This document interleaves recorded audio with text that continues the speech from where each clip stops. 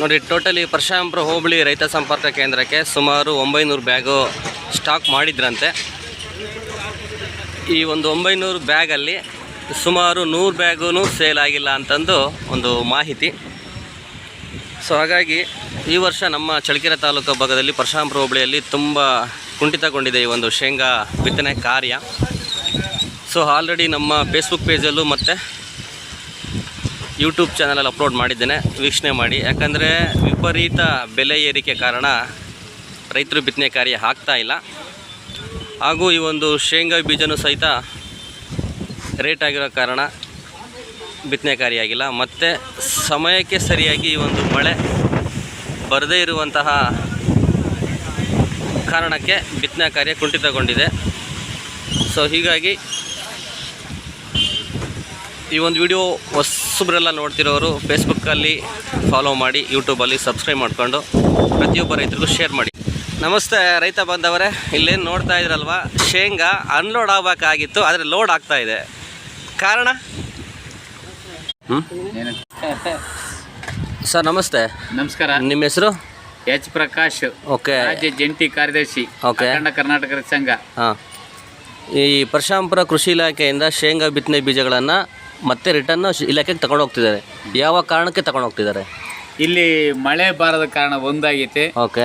ಅದ ಶೇಂಗಾದ ದರ ಹೆಚ್ಚಾಗೈತೆ. ಓಕೆ. 11,000 ಶೇಂಗಾ ಆದ್ರೆ ಯಾವ ರೈತ ತಗೊಳ್ತಾ ಇದ್ದಾನೆ, ರೈತರಿಗೆ ಜೀವನನೇ ಕುಂಠಿತ ಅಂದಾಗ 11,000 ಕಡ್ಲೆಕಾಯಿ ತಗೊಂಡೋಗಿ ಅವನು ವ್ಯವಸಾಯದ ಖರ್ಚು ವೆಚ್ಚಗಳು ನೋಡ್ತಾ ಹೋದ್ರೆ ಈ ಸಂಘ ಈ ಶೇಂಗಾ ಸವಾಸನೆ ಬೇಡ ಅನ್ನೋಂಥ ತೀರ್ಮಾನಕ್ಕೆ ಕೂತ್ಕೊಂಡಾನೆ. ಈಗ ಮುಂದಿನ ಪರ್ಯಾಯ ವ್ಯವಸ್ಥೆ ಏನ್ ಮಾಡ್ತಾನಂದ್ರೆ ತೊಗರಿ ಬೀಜಕ್ಕೆ ರೆಡಿ ಆಗಿದ್ದಾನೆ. ಅವನನ್ನ ತೀರಾ ಕಡಿಮೆ ದರ ಒಂದು, ಬೇಸಾಯನೂ ಕೂಡ ಕಡಿಮೆ, ಕೂಲಿ ಕಾರ್ಮಿಕರದು ಕಡಿಮೆ ಆಗುತ್ತೆ. ಇದರಿಂದ ಆದ್ರೂ ಅನುಕೂಲ ಆಗಲ್ಲ ಅಂತ ಬಿಟ್ಟು ಕಂಗಾಲಾಗಿ ರೈತ ಈ ತೊಗರಿ ಬೀಜಕ್ಕೆ ಅಣಿ ಆಗ್ತಾ ಇದ್ದಾನೆ. ಅಂದ್ರೆ ಇವಾಗ ನೀವು ಹೇಳಿದ ಪ್ರಕಾರ ಕೃಷಿ ಇಲಾಖೆಯಿಂದ ಕೊಡುವಂತಹ ಶೇಂಗಾ ಬೆಳೆ, ಶೇಂಗಾ ಬಿತ್ತನೆ ಬೀಜ ಜಾಸ್ತಿ ಇದೆ 11,000. ಹಂಗಾಗಿ ತಗೊಂಡು ಹೋಗ್ತಿಲ್ಲ. ಒಂದ್ ಕಾರಣ ಮಳೆ ಬರಲ್ಲ ಅನ್ನೋದಕ್ಕೆ ಒಂದ್ ಕಾರಣ. ಈ ಕಾರಣಕ್ಕೆ ಅಲ್ಲಿ ಏನು ಗೋಡನ ಸ್ಟಾಕ್ ಮಾಡಿದ್ರು ಆ ಒಂದು ಶೇಂಗಾ ಬೀಜನನ್ನ ಮತ್ತೆ ರಿಟರ್ನ್ ಇಲಾಖೆಗೆ ತಗೊಂಡು ಹೋಗ್ತಿದ್ದಾರೆ. ಹೌದು. ಓಕೆ. ಅದೇ ರೀತಿ ಓಕೆ, 1 ಎಕರೆ ಶೇಂಗಾ ಬೀಜ ಬಿತ್ತನೆ ಮಾಡಲು ಎಷ್ಟು ಖರ್ಚು ಬರುತ್ತೆ ನಿಮ್ಮ ಪ್ರಕಾರ? ನಾವು 50ರಿಂದ ಒಂದು 70,000 ಬರುತ್ತೆ ಎಲ್ಲ ಕೊನೆ ಅಂತಿಮ ಆಗೋವರೆಗೆ. ಒಂದು ಕಟಾವು ಮಾಡೋವರೆಗೂ ಕಟಾವು ಮಾಡೋವರೆಗೂ ಒಂದು 70,000 ಖರ್ಚು ಬರುತ್ತೆ. ಯಾವ್ಯಾವಕ್ಕೆ ಎಷ್ಟೆಷ್ಟು ರೇಟ್ ಆಗುತ್ತೆ ಇವಾಗ? ಇವತ್ತು 11,000 ಇದಕ್ಕೆ ಶೇಂಗಾಗೆ ಹೋಗುತ್ತೆ. ಈಗ 1 ಗಂಟೆ ಟ್ಯಾಕ್ಟರ್ಗೆ 1,200. ಹೌದು, ಇನ್ನು 1,200 ರೂಪಾಯಿ. ಯಾಕೆ ಜಾಸ್ತಿ ಮಾಡಿದ್ರು ಅವರು? ನೋಡಿ, ಅವ್ರಿಗೆ ಎಲ್ಲ ಈ ಪೆಟ್ರೋಲು ಮೆಕ್ಯಾನಿಕ್ ಸಾಮಾನುಗಳು, ಡೀಸೆಲ್ ಇವಕ್ಕೆ ಅವರು ಆ ದರನ ಏರಿಸಿದ್ರು.